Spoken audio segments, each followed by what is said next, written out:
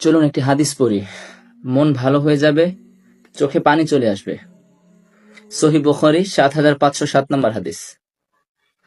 রাসূলুল্লাহ সাল্লাল্লাহু আলাইহি ওয়াসাল্লাম বলেছেন, আল্লাহ তাআলা বলেন, আমার এক বান্দা পাপ করে আর তারপর বলে, ইয়া আল্লাহ, আমার অপরাধ মাফ করে দিন।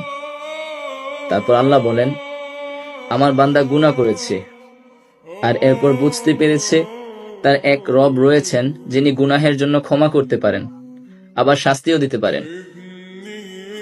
তখন আল্লাহ তাকে মাফ করে দেয়। সে পুনরায় পাপ করে আর বলে, ও আমার রব, আমার গুনাহ হয়ে গেছে, আপনি আমাকে ক্ষমা করে দিন।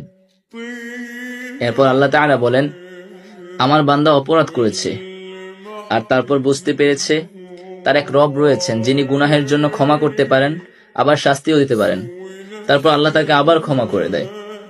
সে আবারও গুনাহ করে আর বলে, হে আমার রব, আমার পাপ হয়ে গিয়েছে, আমাকে ক্ষমা করে দিন। তারপর আল্লাহ তাআলা বলেন, আমার বান্দা গুনাহ করেছে আর এরপর বুঝতে পেরেছে তার এক রব রয়েছেন যিনি গুনাহের জন্য ক্ষমা করতে পারেন, আবার তার বিচারও করতে পারেন। আমি আমার বান্দাকে ক্ষমা করে দিলাম, তার যা ইচ্ছা সে তা করুক। যতবার মন দিয়ে পড়ি, অনুভব করি, চোখ ভিজে আসে। এত মহানুভব মালিক আমার, এমন মালিকের দাস হবার সৌভাগ্য কজন মানুষের হয়? এতই মহৎ, মহান আর স্নেহময়, ক্ষমাশীল তিনি। তোমার ফিরে আসার অপেক্ষায় আছেন তিনি। তবুও কি তুমি বুঝবে না, ফিরবে না?